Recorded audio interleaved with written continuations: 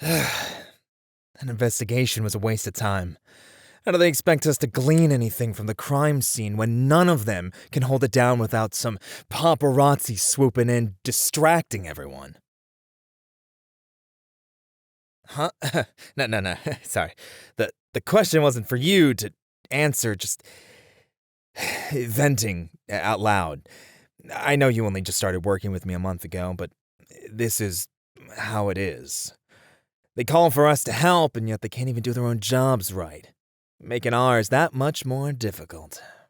You understand what I mean, right? It's maddening. At least we're back at the office, away from that chaos. This case is really popular, despite the attempts to keep everything down low, so everyone's got their eyes on it. Part of me wonders if this is what the perpetrator wanted in the first place. What do I mean? Well, publicity. It's common, for sure. For news to spread about cases like this, but international news? Videos on social media about people trying to do their own investigations? That's wild. But it makes sense looking at the case alone. 6 men, in the tri-state area alone, found dead, mutilated with a span of 3 whole months. I've seen a lot of ways to die. Knives, guns, hell, even fists. Most people go with a scream or a whimper, but these men were opened up like the killer was focused on taking their hearts in the most literal of senses. It's mind-boggling to imagine, but the corpses only show the reality. Every victim had their heart taken out with stupid precision. You even confirmed the last one yourself. See, this kind of carnage should be bloodier or more violent. I mean, who aims for taking people's hearts in the literal sense? It would have to be someone with a deep fascination or obsession, yet everything we've seen describes the killer as someone with obscenely good precision, all the way down to the cuts. The extraction. It was all planned and executed. Yet for all the planning, the trail seems random? What do I mean? I mean, just take a look at the victim list. Every name here has no connection with one another. One's a writer, another's a bounty hunter, a scientist. The list goes on with different occupations, even different areas of the city. Every string we've tried to connect, all of them, winds up not working. They're all strangers, similar only in age and gender. Adult male. Nah, no other similarities. It's the strangest thing. I have a couple of theories, but do they even hold water at this point? Oh, you want to hear them? I mean, here, let's rewind and take each case step by step. You'll see what I mean. The more I think about it, the more I doubt I'm getting anywhere. Now, the first victim was Elliot Crane. It was a writer, or at least he was trying to be one, found in his apartment on the west side. Nah, he lived alone. Made sense, too. It was a cramped little third-floor walk-up that reeked of old coffee and cigarettes. The place was a mess, books and papers all over the damn place, sprinkled with cigarette ash. You know, the usual signs of someone chasing meaning through words on a page. But the crime scene? That was anything but poetic if I do say so myself. How so? Well, there was no struggle, like he fully expected it to happen, but the cops on the scene found him lying by the doorway with no heart. Just a hollow cavity where it used to be. No blood trail, no signs of forced entry. He either knew the killer or never heard him coming. The way it was done, methodical, deliberate, even. This wasn't just a murder. It was a message of some kind. See, that's what I'm trying to figure out. What the hell kind of message is that? Just walk right in, snatch their heart, and run? Ugh. I figured it could have been a very passionate person like himself. Someone with the skill to do such an act like an artist or something, but And the autopsy report, the cuts and carvings were so precise. It required medical knowledge. Have you met an artist with a medical degree? Wait, for real? Huh. Maybe. Never mind. There's no way an artist could have done this. See, an artist could use something like this for publicity, but this was the first killing. The second case was, Jun Lin, 30-year-old biologist. Right? First a writer and then a scientist. Not exactly connected in any other way beside being adult male. According to his friends and family, Jun was bright, driven, and way too smart to end up on a dead man's slab. He worked at the university uptown. Again, nowhere near Elliot. Working late nights with long hours. You know, the kind of dedication that burns your life away. What was he working on? Who knows? No one knew, apparently. He kept his work to himself, according to his colleagues. Maybe it was something big. But is it even relevant to the case? After all, Elliot barely started his manuscript for his book, and it wasn't big at all. Just another lengthy fantasy novel that would barely stand out amongst the millions already out there. Yeah, whatever Jun was working on probably didn't hold any importance to why he was killed.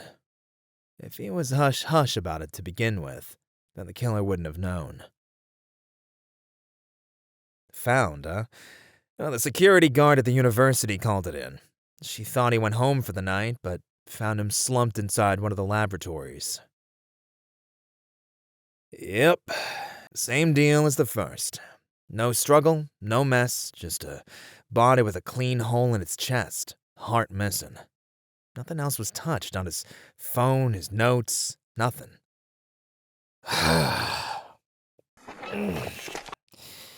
The more I try and think about the situation, the more nonsensical it becomes. How did Elliot know them? How did Jun? Why was the suspect with Jun?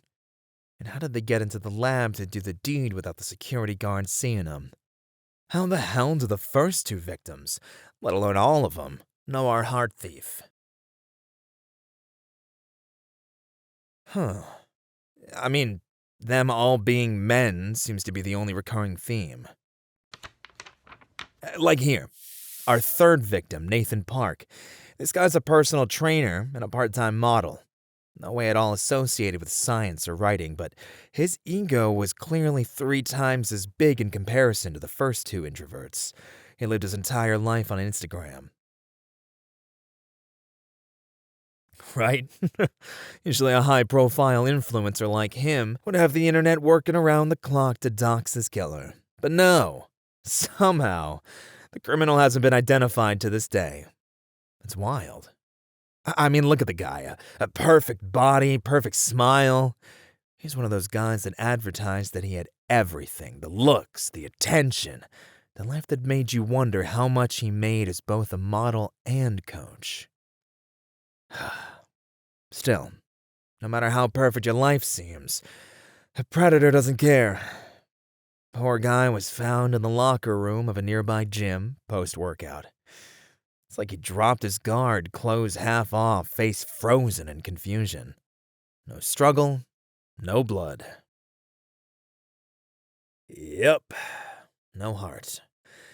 Chest cut open like the other two. Elliot, Jun, and Nathan. A writer, a scientist, and a gym bro. 3 completely different worlds, and they were treated the exact same. Even if we don't take into account the 3 other cases after Nathan, all the victims have connecting them are their genders and their missing hearts. Oh, the killer? Well, as annoying as it is to admit, the killer did a pretty damn good job in hiding any trace of their identity. They killed the victims rather quickly, managed to cleanly carve out their hearts without leaving any blood stain behind on the floor. If they did mess up, they cleaned up after themselves perfectly. Not even a UV light scan could find anything. Nah, no camera footage was found either. Killers seem to have access to a jammer or something that makes any cameras go out. I don't know the details about it, but apparently the cops have something similar for raids and stuff. But it cancels out signals, so nothing gets recorded. Damn killer has medical precision. An eye for cleaning and tech to keep him untraceable. It's the weirdest case I've ever seen. It feels like it's straight out of a video game or some crime drama. Oh, yeah, it's real life. 6 men died because of someone's cruel actions. I gotta get to the bottom of it. But there's not much to go on. Am I sure? I mean, just sitting here, I can't really tell much from the case files. These 6 are men here in the tri-state area, with no repeated cases outside of it, so the killer has to be local. Yet a local can only go undetected for so long. I mean, the city just started upgrading the cameras around the city for public safety, so eventually they'll be seen by one camera or another. Each of them work in different areas of the city, so it's not like someone can expect them to know each other. All went to different schools, hung out in different circles, if at all. None of them followed each other on social media. It's breaking my brain at how 6 men were targeted when they don't have anything in common. I mean, come on. A writer to a fitness bro, a scientist and a nightclub bouncer. Talk about a range of tastes. But the most confusing thing of all, why did the killer take their hearts? Only an idiot would paint it as a simple trophy. You can slice a finger for that or some hair, but to cut someone open like that, it's diabolical. But clearly it was done for a reason. But what?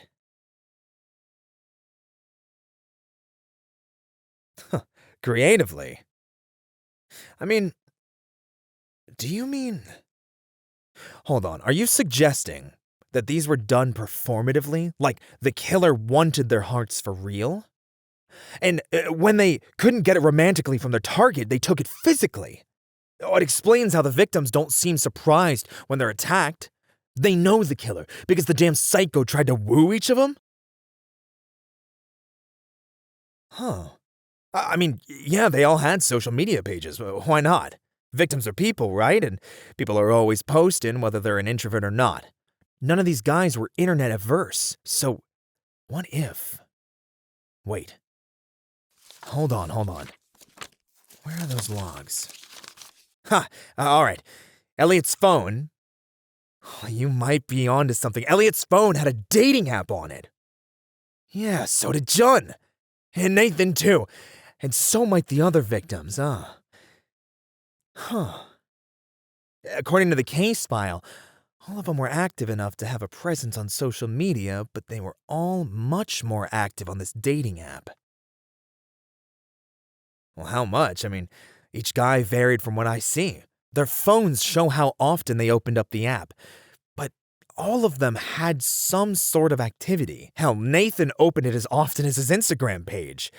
Were they all single? Probably.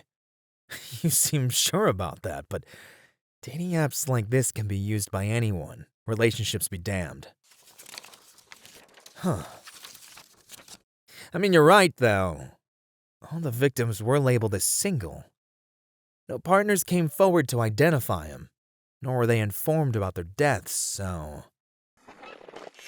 How did we miss all that? Like, we don't even think about how often we use apps like this for social connections? Like, we have our friends and colleagues, but romance...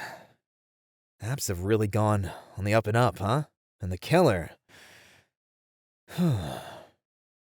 Well, if the killer used this app, they must have been in contact with every single victim. That's why the usage was so high on each report. All of them talked to the same person, the same kind of person, really. Someone who could lure them all in, using everything they had publicly available on their profiles, who could get close. I mean, think about it. What's the easiest way to find someone? To get close to them without suspicion. You don't stalk them or break into their homes. No, no, no. You meet them where they want to be met. You meet them where they feel safe, where they're not looking over their shoulders. You meet them on an app. Huh. Funny, isn't it? How a simple swipe can change everything. They just swipe right, and that's how they end up dead. We get so caught up in the obvious stuff, the blood, the bodies, the crime scenes, but sometimes the answer's in plain sight. And I missed it. God, I really missed it. All this time, I thought the victims were chosen at random, different lives, different types of men, but they weren't random at all. They were picked. Handpicked based on their dating profiles. I mean, they're all handsome men, so it makes perfect sense. They didn't even know the danger was coming because they thought they were talking to someone just like them. Someone who wanted to connect. But that's the thing, isn't it? They were being lured. I should have seen it sooner. All the signs were there. What better way to get them comfortable than to feed them what they want before taking what could not be freely given, and with such medical grace? Say, you're a freelance doctor, right? You were able to confirm that each of the attacks were done by a professional. Yet there was something in your eyes that seemed to almost admire each of the victims, huh? Yeah, they were all pretty handsome, huh? You think I'm just as handsome, huh?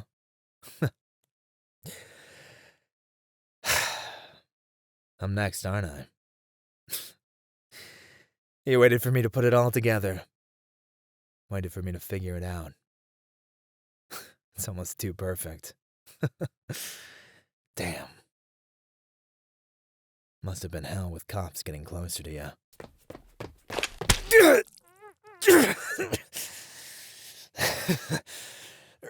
Right in the chest. You didn't even ask for my heart. I'm special, huh? Damn. Lucky me. You'll take good care of my heart. Good one. Hope it was worth it.